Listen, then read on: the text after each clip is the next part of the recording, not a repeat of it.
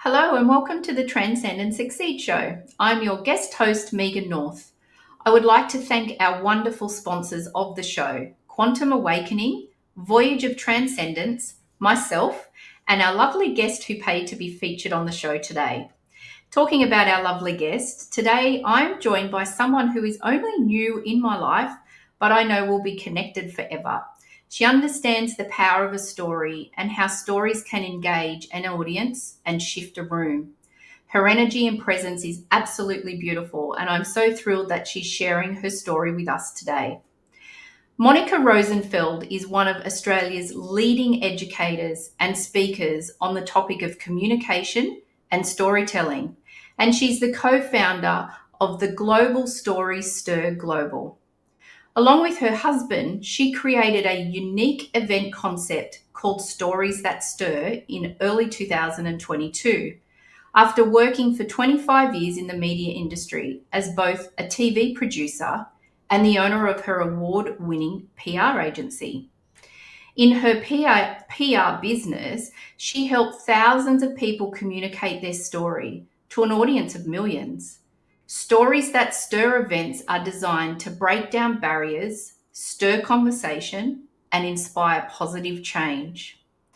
The Stories That Stir Academy is the educational arm, where Monica teaches business owners and corporate leaders the art of effective storytelling in order to inspire, motivate action, and create deeper connection with prospects, clients, and teams. Monica is the communication whisperer behind global corporations, government sectors, fast growth startups, and individuals who are creating positive change in the world.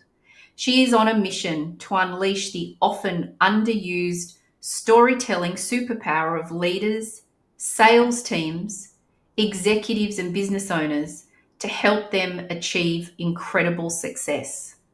She helps people tap into their unique stories and share them in an authentic and powerful way that inspires, motivates actions, and creates deeper connection.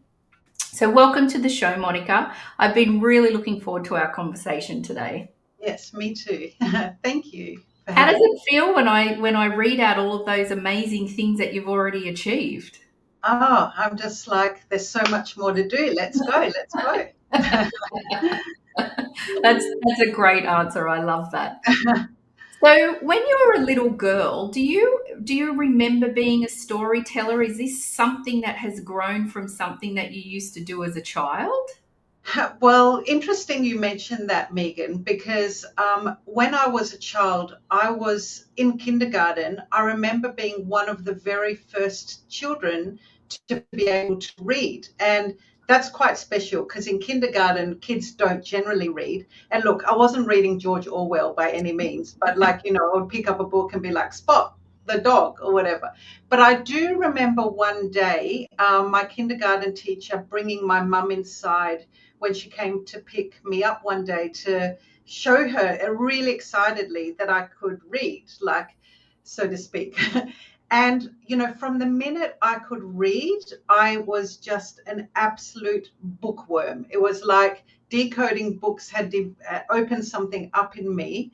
And I've always loved stories, from books to theatre, film. I studied, theatre and film at university, to, any listening to stories on stage, on radio, anywhere. Like I've always loved people's stories, and ended up working in stories when I ended up working in the media as a TV producer, and then later with my public relations business. And so, do you think that your passion is about hearing other people's stories and trying to get the best out of them as opposed to you being a storyteller? Well, interestingly, a bit of my backstory and my why, I think, because I have thought a lot about this, is growing up, my family had very strong opinions, and were very verbose around the dinner table. And when I sort of tried to get my 2 cents worth in, quite often I felt cut down and shut down. And I feel like for a while there, I lost my voice and I lost my sense of expression. And, growing up, I, didn't love public speaking or anything like that. And, I often, with feeling like that within my family, I have to say it was a very loving family, but we all have little things that go on. And for me, this was it. And I would literally just be like, I don't need to worry about that. I'll just lose myself in a book. So, but then I ended up, after 15 years running my public relations business, I ended up wanting to explore more for myself. I wasn't ready to move on from PR, but I was open to learning more things. And I ended up doing a professional speaking year-and-a-half program, which I absolutely loved. I just love learning everything about the art and craft of speaking on stage myself. One of the things I loved about it was the incredible people I met in the program and hearing all of their stories and their presentations. That was a big part of it. But at the same time, curiosity led me to do a stand-up comedy course. And I literally just did it from curiosity because I love comedy, and I kept getting thoughts in my mind like, oh, that would make a good joke on stage, but I had no clue how to write a joke or how I would go on stage. So I thought, you know what, I'll just do a course at night. It was like 8 weeks, 3 hours on a Thursday night. Yeah. But the course ended up in a graduation show, of course.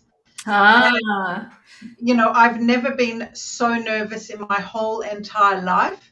I've birthed 3 children. I wasn't as nervous. My legs were shaking a month leading up to the gig, and it was 5 minutes, the first set I've ever written or presented. So I literally felt like Jerry Seinfeld talks about, standing there in my underwear, a G-string at that. And but I thought to myself, if I enjoy this, I'll just carry on with the journey. If I don't, I'll forget about it and hope everyone in the audience has drunk enough that they'll also forget about it. And much to my amazement, people laughed, and not just my friends who I paid to be there to laugh. And, I felt such a high, and I thought, all right, I've loved this experience. I want more of it. So I ended up on the stand-up comedy circuit for 5 years and ended up sort of ticking off my bucket list by putting on a show with a couple of other comedians in Sydney Comedy Festival and Sydney Fringe Festival. And that's where I found my voice and my storytelling power again, having lost it as a child. Right. And really sort of seeing the power of sharing stories and listening to other people share stories. And at the same time, I was sharing stories on different storytelling stages. Mm-hmm. So it started off about my own voice and my own stories, but it ended up being about other people's stories. Mm. Having said that, working in media and in PR, it was all about other people's stories. Yeah. Like I literally helped thousands of people craft and amplify their story to millions through mass media. So what I'm doing today is really just a progression of all of that. Right. And I think too, I could imagine the difference between the work that you did in like TV, PR network, as you know, it's for the masses and it's got to be it could be a breaking news story. There's Yeah, probably less authenticity as opposed to people really getting up and being vulnerable about a story that yeah. they really want to share. Yeah, well, in PR, it was really helping my clients, amplify their message, and their key messages, but the media aren't going to be interested in their story, Yeah. in writing anything or interviewing them unless there is a story or a newsworthy hook. Yeah. But interestingly, that you mentioned vulnerability, because the media weren't really interested in writing any kind of business story unless my client was prepared to share some sort of vulnerability. And the reason for that is that's what the viewers and readers want to read about. They don't want to read about how brilliant this business is and going from strength to strength with no challenges whatsoever. That would be a very boring article. Yeah. So, as humans, we connect to people's vulnerability. But Mm. what I'm doing now is taking it out of the promoting the business. I mean, with my academy, it is about promoting their business, but with my stories that stir events, it's more about providing a platform where people can literally come up on stage, and share from their heart directly to the heart of the people sitting in the audience or listening to their story on the podcast. Wow, that's amazing. I feel like that, you and I probably got a little bit more in common because I'm the youngest of six, and all Oh, my siblings are a lot older than me. They were in yeah, their late teens when I was born. So I found too, sitting around the table, that my communication had to be very pointed yes, because otherwise, if I waffled on, I lost everybody. Whereas if I just yes. wanted You to have ask, to get in there. just Yeah, get in there and yeah, so I think both of us have found a different way from that way, to communicate differently to what others could have. yeah, Yeah, exactly. yeah. And so tell us a little bit more about the mission of Stories Mm, That Stir. So can you maybe give us an example of yeah, someone that has gotten up there and really floored mm, the room? I'm sure that sure. everybody does, Yeah. but I'd love to hear So, an example. sure. Well, so our events are in person, and Hmm. at our events, six people from all walks of life share a 10-minute raw and personal story linked to the theme of the event. And Hmm. the event are always, the themes are one big juicy word. Like some examples are truth, hope, courage, connection, resilience, transformation.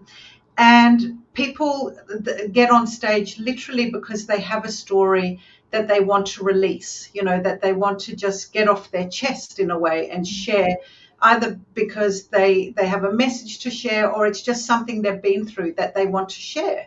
Mm. Um, so we are developing these events on a global scale. So I started them in Sydney, but I've licensed the concept, and they're now running regularly in different states around Australia. And we're talking to people, in Europe, in the US, in India.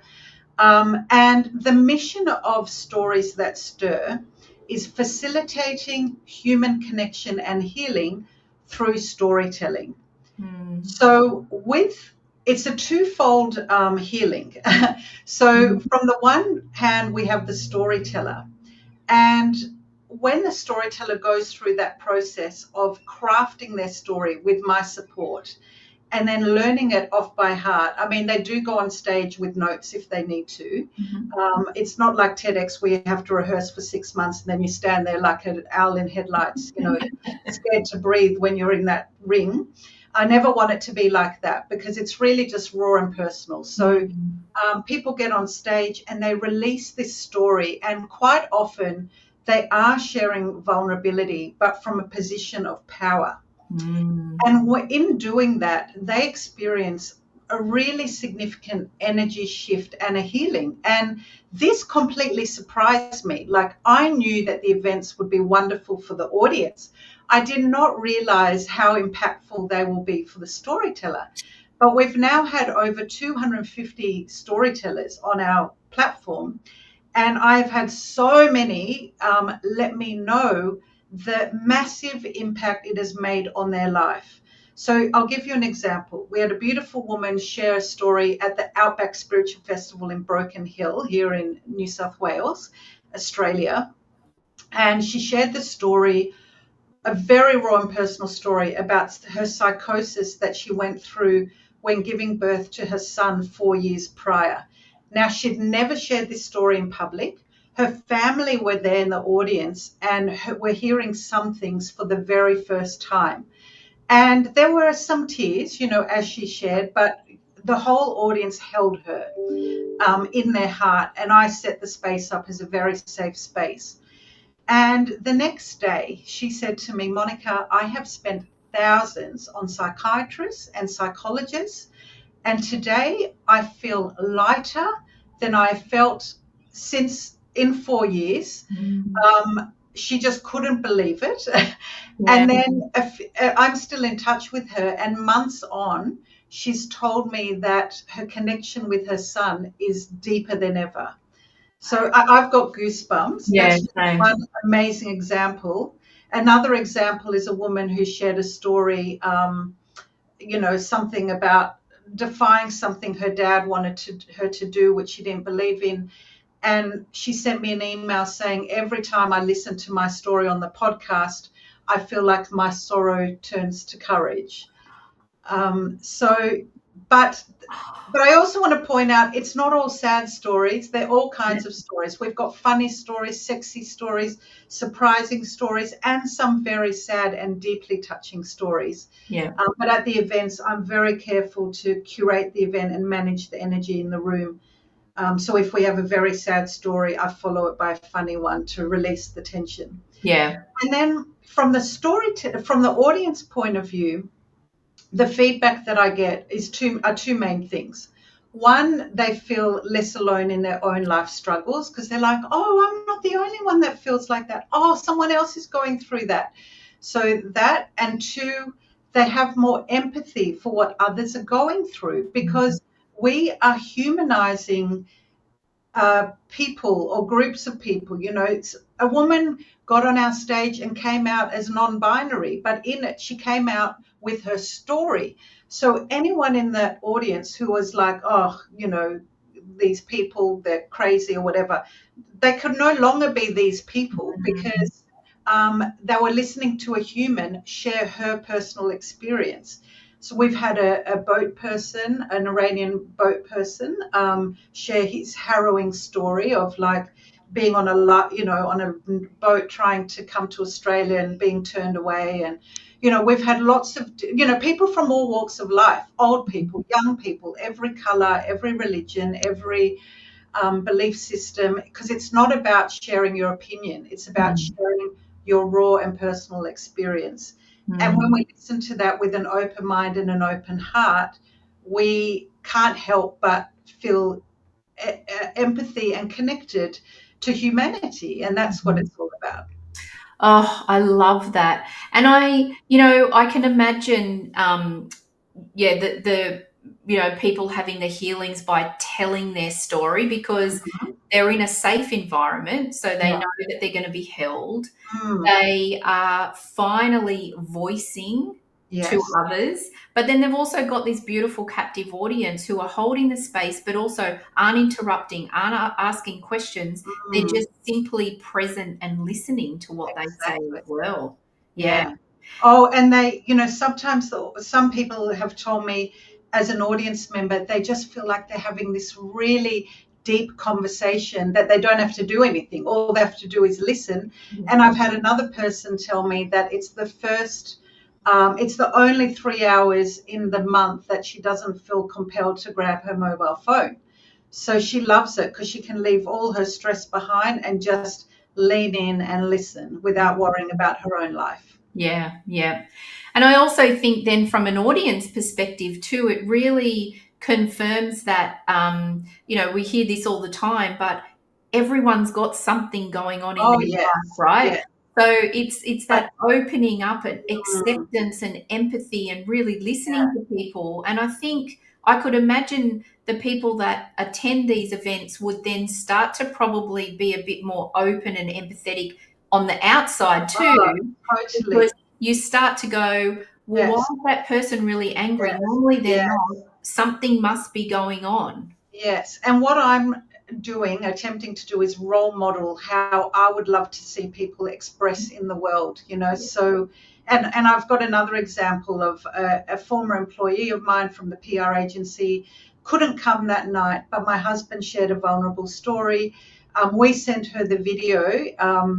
She watched it with her mum. They both started crying, and then they ended up having a conversation that they should have had 25 years ago.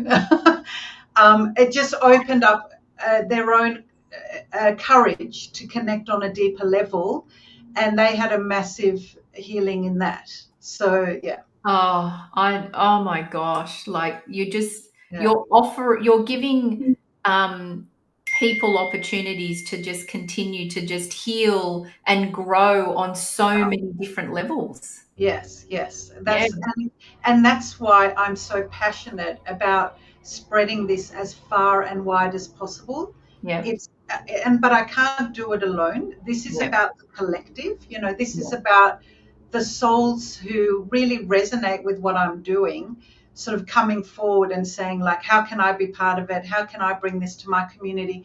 How can I bring this to my business? Because we're actually now doing quite a few commercial collaborations Mhm. where businesses um, and conferences and different community groups put on a Stories That Stir event, which I produce for them and I coach their storytellers, but it's focused on something relating to their business. So, for instance, we ran one recently with a beautiful female entrepreneur who owns a migration agency. And she always had a dream of putting on a storytelling event inspiring stories of migration to Australia. So we produced this event for her, put it on, recorded it. So now she's got it as well for marketing purposes. She got all her stakeholders in the audience, clients, past clients, future clients, sponsors, you know, investors, everyone, potential investors.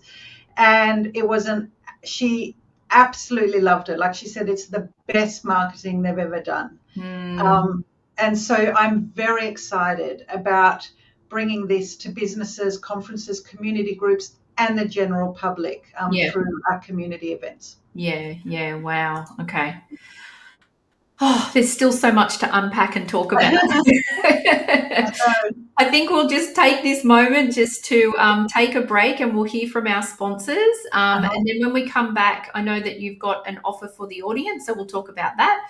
And then Sure. there's lots more for us to talk about. So Absolutely. we'll be back in a couple of minutes. Thanks, Monica. No problem.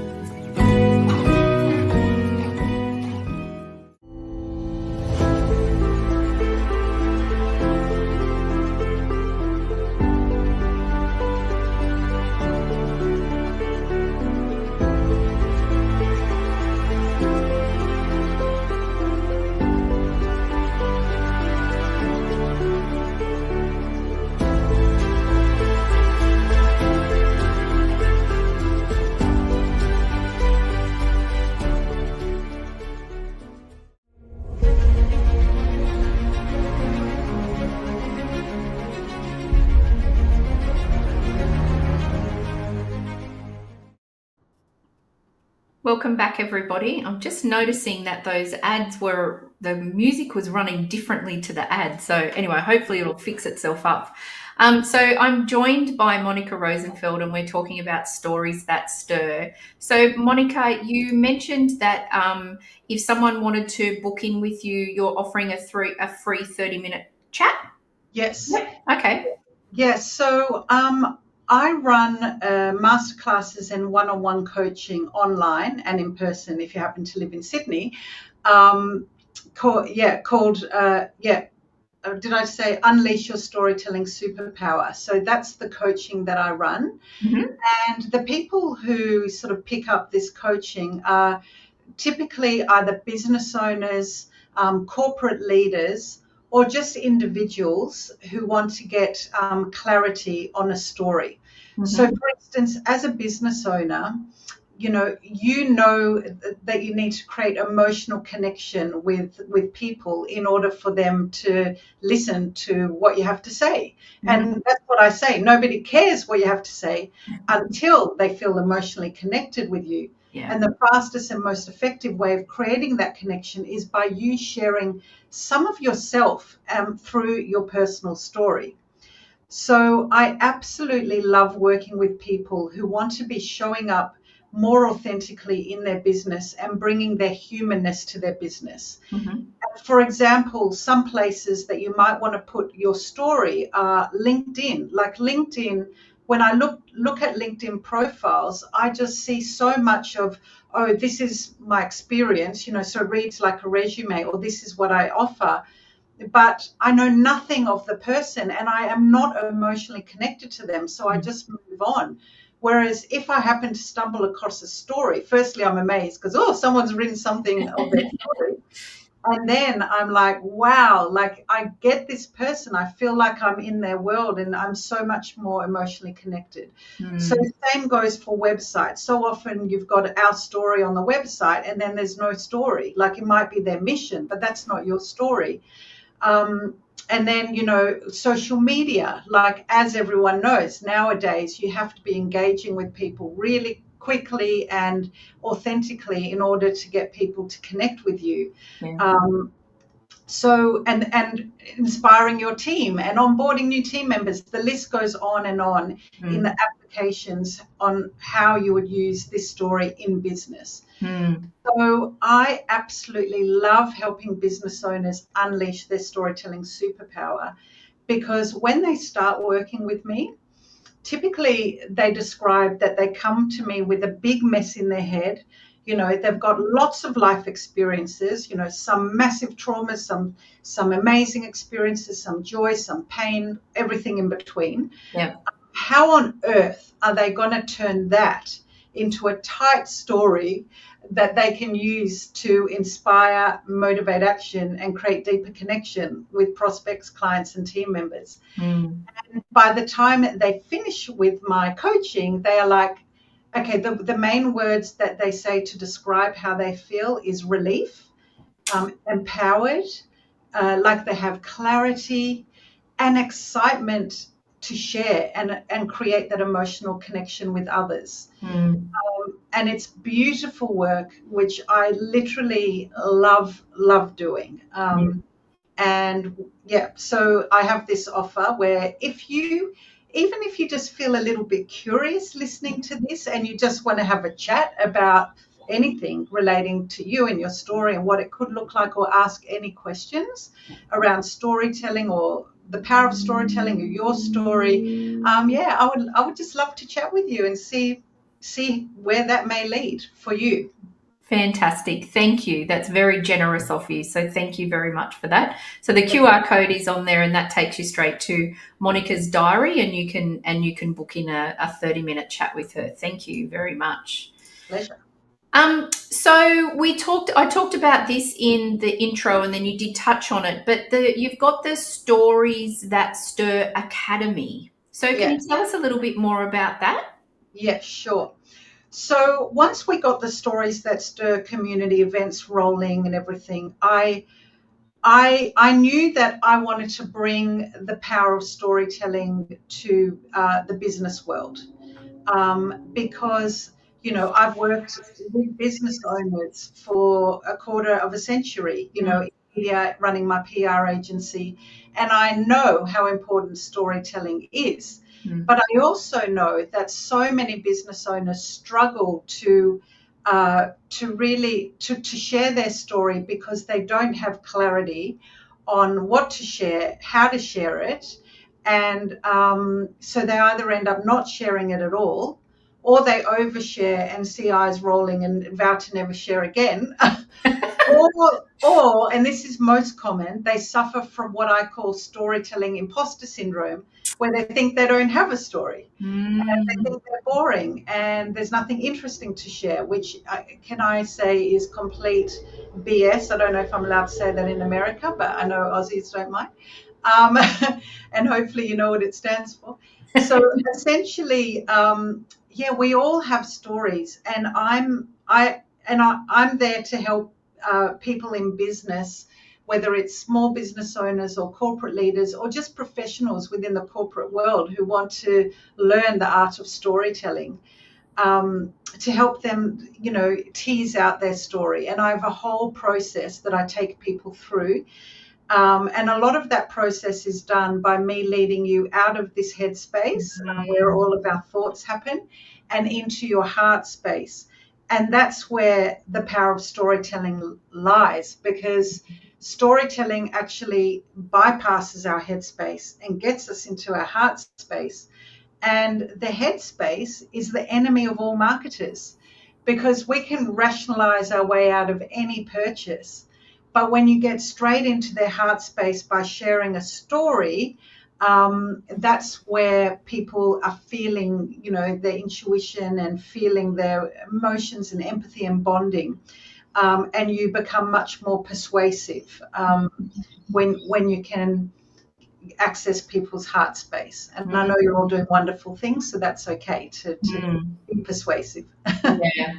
And I before I did my own business, I was in the HR industry for a very long time. And one of the things that I was always coaching and mentoring leaders, particularly senior executive Mm, leaders, was it's okay to share with your team if you've got something going mm, on at the moment. Like, you don't need to go into the nitty gritty, but yeah, share with them what's going on, because that then yes, means they instantly connect with you. yes, They yes, then have empathy for you. They may bring some support for you. yeah. If and I think that it's interesting. I reckon COVID has changed that in a business setting. Yeah, we all became more human. Yeah, Correct, yeah. yeah, And it's not about now, okay, and being a leader, there's still boundaries, yeah, but I don't think that it's the old school anymore of, yeah. you can't know anything about my personal life and I'm Exactly. not going to share it because I'm your leader. Well, the beautiful thing is, as you said, you can choose what you want to share. And that's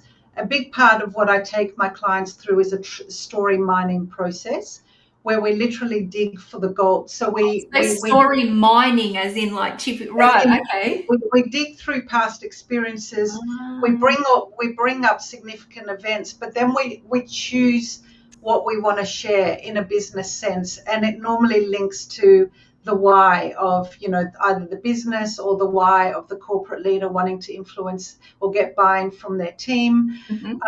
So it's a process, but the choice, it's all about choice. And so, no, often it's not appropriate to tell them about the wild stories of your teenage years and this and that. So we'll leave that bit out, shall we? When you got locked behind bars and were vomiting for days because of a bed. We don't need to share that. Yeah. That's some vulnerability you can keep to yourself. But it's all about sort of just having an overall view and then you picking the pieces. The way I explain it, it's like Lego.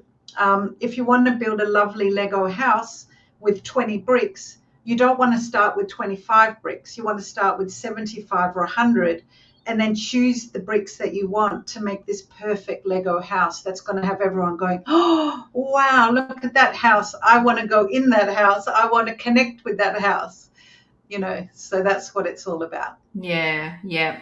And do you think that, I'm assuming some of the feedback that you get from business owners and leaders once they've gone through your academy and learned this, I suspect they have big shifts in their business or the people that they work with.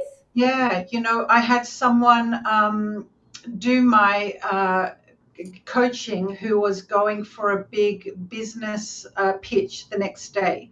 And Mm-hmm. he was a small business, one-man band who contracts out when he needs Mm-hmm. people on his team. And he was going up against this huge, big business. And so I was like, well, you have a superpower. You have your story. They're Mm. not going to share with, well, they may if they're smart, but they're likely not to share with their story. They'll share with their expertise and, their number of years and all their people and whatever.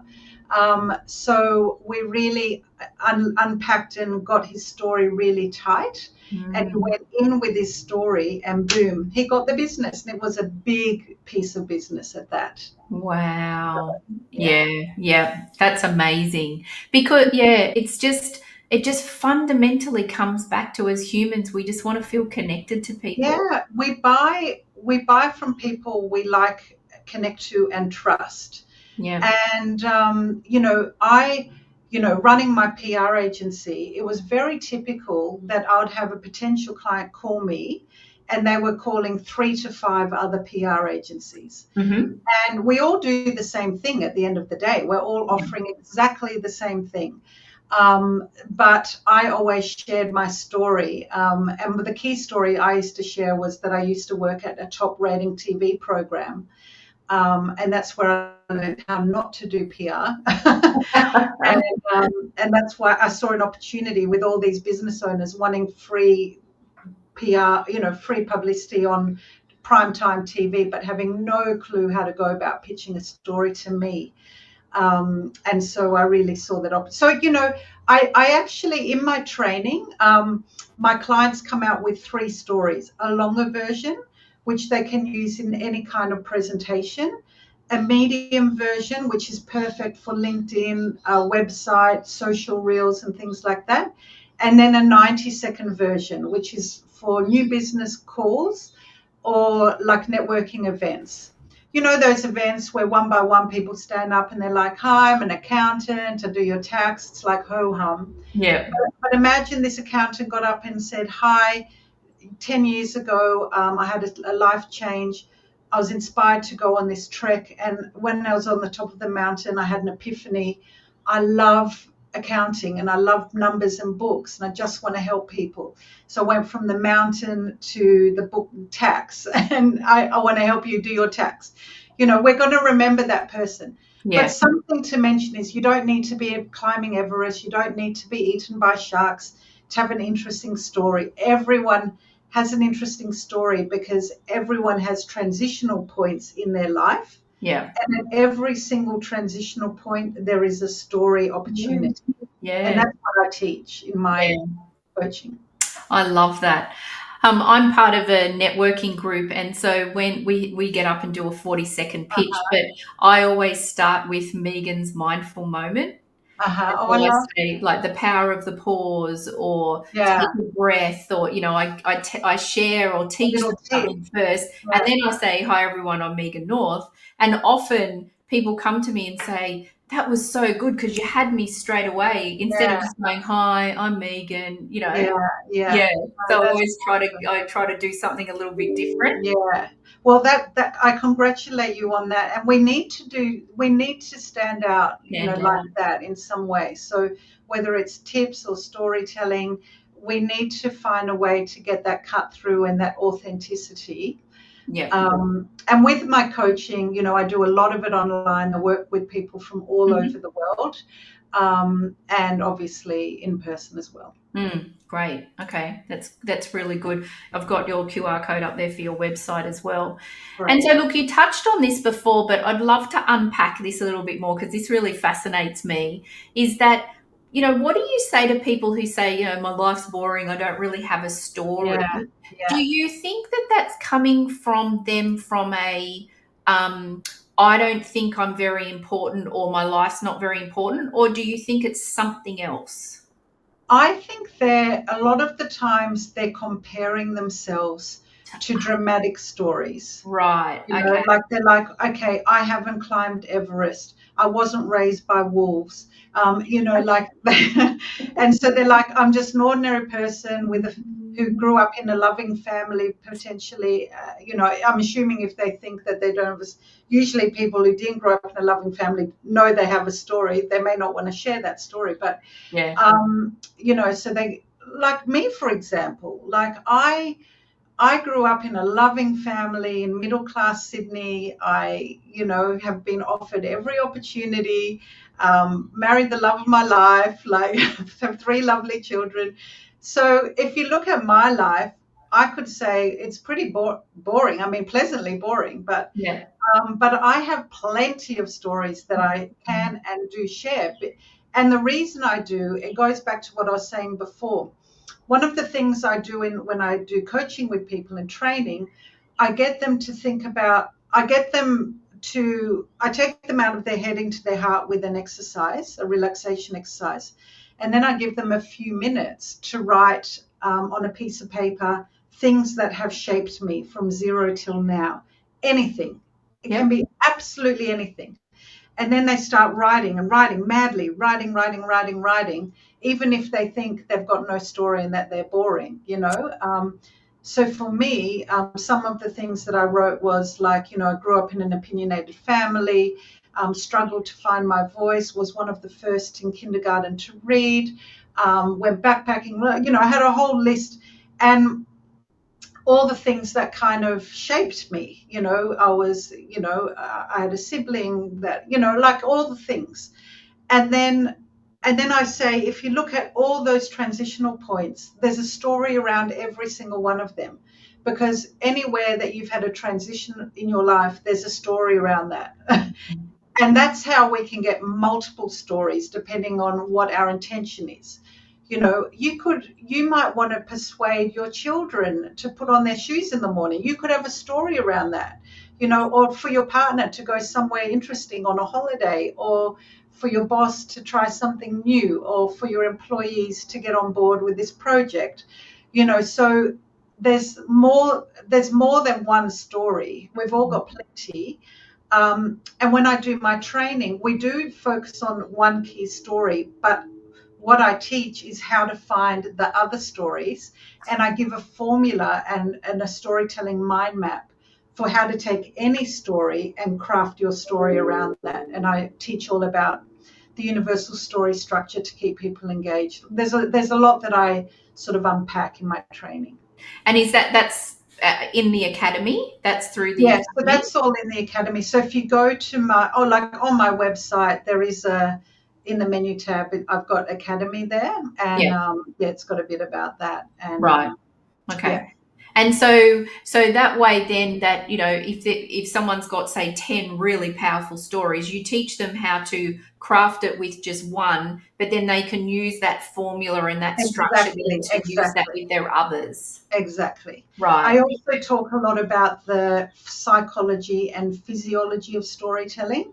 So to give an understanding of what makes storytelling so powerful, and why, like what happens to the hormones in our body and what happens in our brains when we're listening to a story. And it's absolutely, I find it so interesting.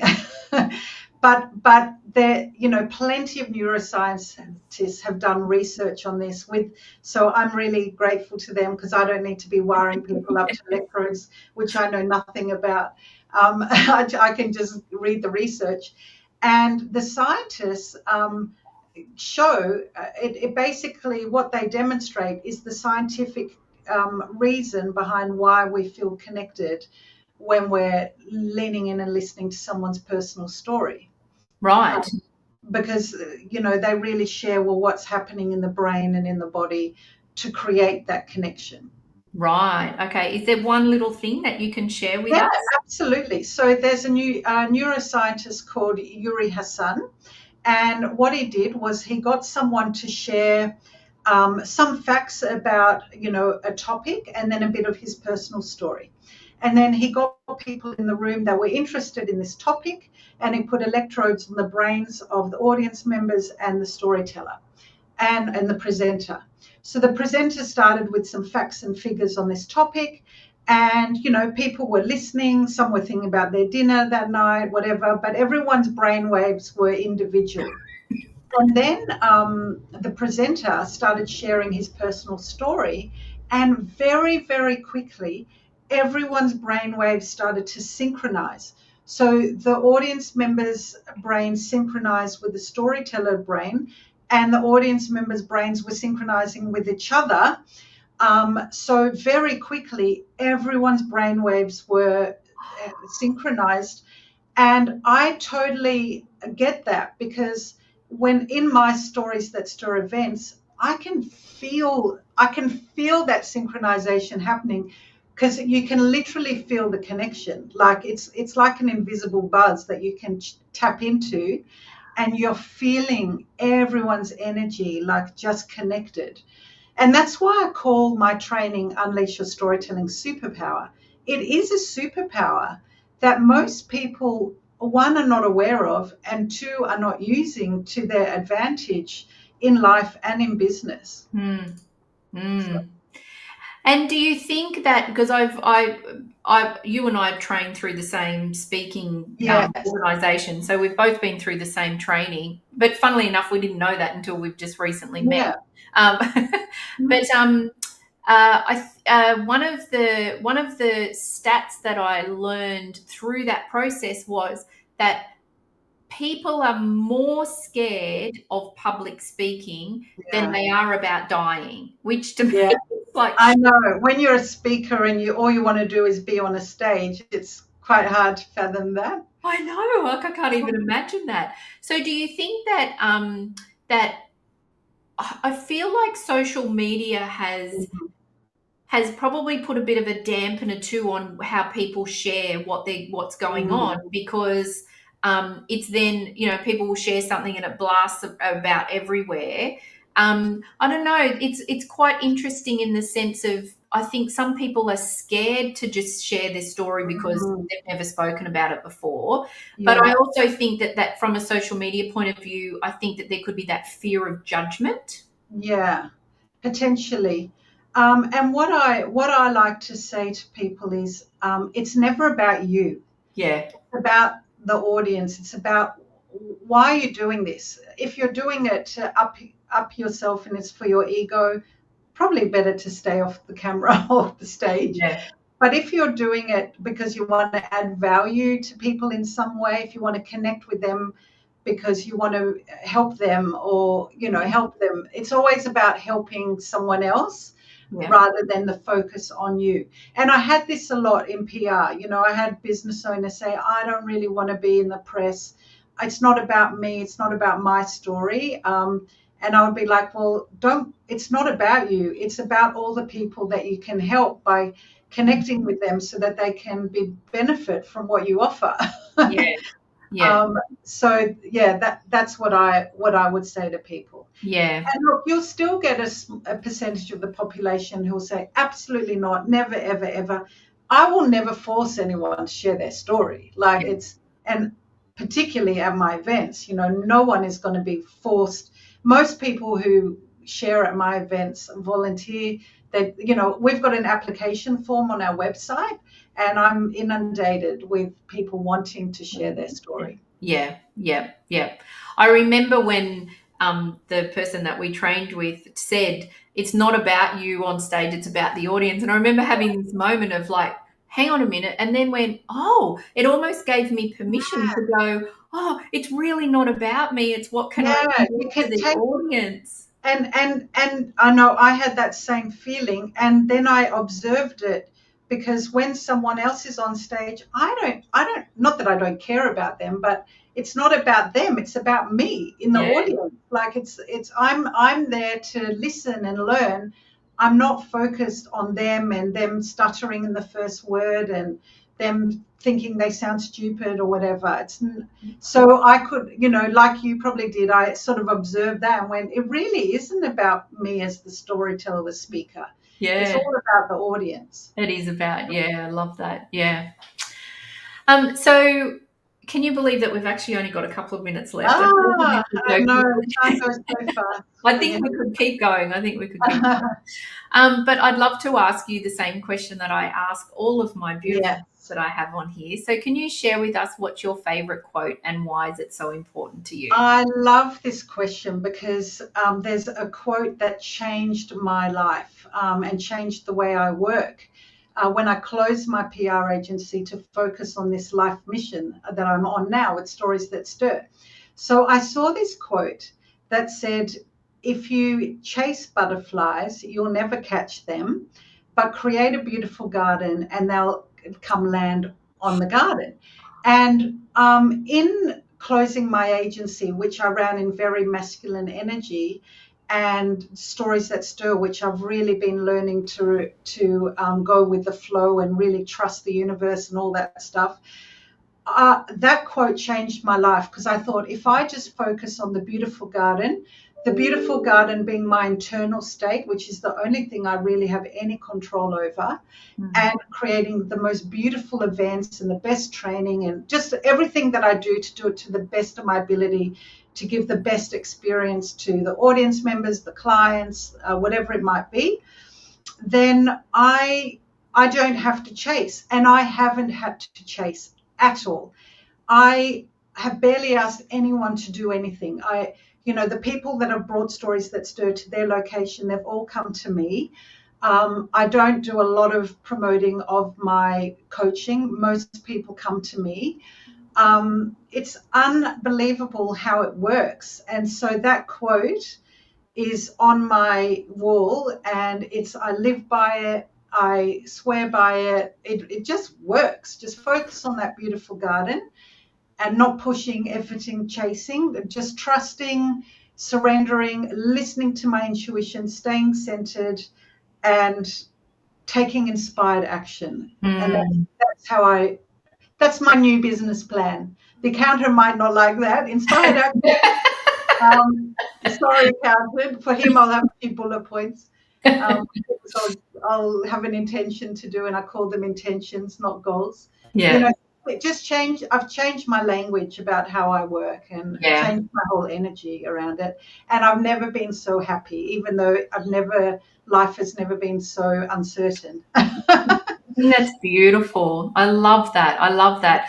And by just listening to this beautiful, safe, held space that you create, that's the garden. Like Yeah, that's then people, the butterflies are coming there to then yeah, sit and be an audience member or to be on the stage. I just think yeah, that's perfect for what you've spoken about. yeah, totally. Yeah, really Thank you. beautiful. Thank you. Thank you so much for being our guest today and for sharing your story. I really love that you are creating that space for people and that you're giving people a space to be able to share their stories. So thank Mhm. you very much for that. And I also just want to thank all of our amazing and dedicated audience, our supporters, and our sponsors.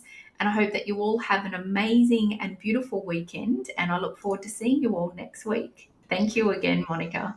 Thanks, Megan, and thanks everyone for listening.